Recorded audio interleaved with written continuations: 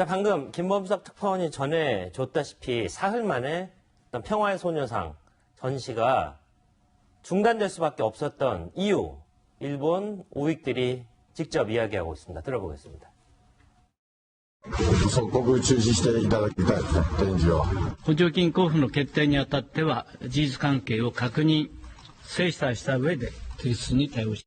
テロ予告や脅迫とも取れるような電話やメール等もありまして、このままでは安全に展覧会を運営することが危惧される。 네, 어떻게 보면 이성을 좀 잃었다 이렇게까지 설명을 할 수밖에 없을 것 같은데요. 평화의 소녀상, 이건 국제적인 인권 문제 아니겠습니까? 인권 문제로 벌어진 행사까지 중단시킬 정도로 지금 일본이 이성이 마비된 것 아닌가 하는 지적 나오는 거 아니겠습니까? 그렇습니다. 처음에 죄송합니다. 나고야에서 평화의 소녀상이 설치됐다는 보도를 보고 굉장히 신선한 충격이었거든요. 그렇죠. 아, 역시 일본에도 저런 양심 세력들이 있구나 이렇게 생각을 했는데 그 양심이 이제 사흘 만에 어떻게 보면 무너진 거죠. 네.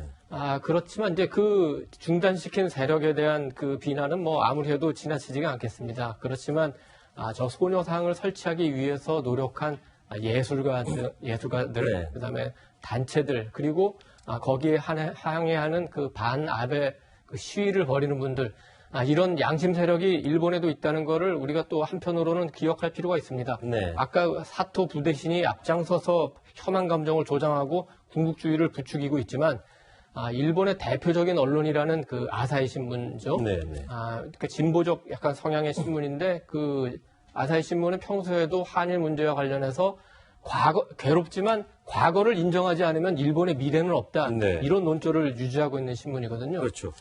이 신문이 이번 사태와 관련해서 아베 정권은 지금 보복 조치를 철회하고 한국 정부도 강제징용 판결 문제를 어떻게 한일 1965년 한일 기본조약과 조화시키는 문제를 고민해라. 네. 이런 제시를 했습니다.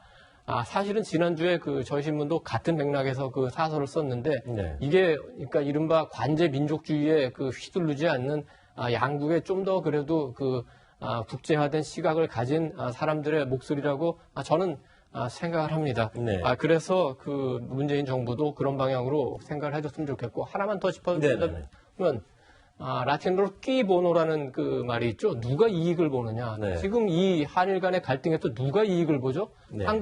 일본의 양심적인 국민들이 이익을 봅니까? 한국, 일본의 기업들이 이익을 봅니까? 명백하게 아베 정권, 그리고 문재인 정권이 이익을 보는 거 아닙니까? 아베 정권의 속셈은 다 드러나지 않았습니까? 네. 개헌해서 전쟁할 수 있는 나라 되겠다. 문재인 정권의 속셈은 최근에 민주당 산하의 민주연구원의 보고서에서 일부가 드러난 바 있죠? 네. 한일 갈등이 총선에 긍정적이다. 이런 정권에 의해서 한일 관계가 흔들리는 상황은 바람직하다고 볼 수가 없죠. 좀 더 양식 있고 좀 더 합리적인 양국의 국민들이 앞장서서 네. 정권들이 한일 관계를 혼란으로 갈등으로 몰아가는 그런 상황을 막아야 될 것 같습니다. 그렇군요. 그런데 이제 일본이 이제 이 문제를 일본 내에서만이 아니고 이제 유럽과 심지어 독일 같은 곳에까지 계속 압력을 가하면서 아주 작은 10cm짜리 그런 소녀상까지 철거하라 이런 압박을 가했다 이런 보도가 또 나오는 거 아니겠습니까? 그렇습니다. 독일의 한 나치 강제 수용소 기념관에 있는 한 10cm 정도 되는 크기라고 네네. 합니다. 소녀상마저도 이제 철거를 하라고 독일을 대상으로 로비를 펼친 그런 보도가 있었죠. 그러면 일본 측에서 이런 로비를 펼치고 있다는 걸 우리가 알기 전에, 그러니까 이미 알았으니 우리 또한 거기에 맞대응하는 꼼꼼한 외교, 꼼꼼한 로비를 해야 된다고 저는 생각을 합니다. 네. 앞서 보도가 나왔던 전시 관련해서는 일본이 그런 명분을 들고 나왔죠. 뭔가 항의나 테러 그리고 작품 훼손 안전에 문제가 있다. 근데 이런 전시할 때나 항의 테러 작품의 안전을 위한 그런 보험을 다 듭니다. 그래서 그들이 가지고 나온 명분은 어떤 명분이 좀 없는 것 같고요. 결국은 일본 사회의 어떤 지금 현재 수직성을 결국은 보여주고 있는 게 아닌가. 그러니까 정부나 시나 이런 관료 단체들이 이런 예술 전시회까지 그냥 본인들의 입김을 넣어서 이렇게 다 무마시킬 수 있는 그런 수직성 그리고 그런 밑단들도 따를 수밖에 없는 그런 걸 지금 보여주는 한 단편이라고 저는 생각을 하거든요. 네. 그 일본 정부에서 기업을 상대로 행정 지도를 할 때 문서로도 안 내려보낸다는 거 아닙니까? 그냥 기업들 불러가지고 말로 하면 기업들은 또 거기에 다 따른다는 것이죠.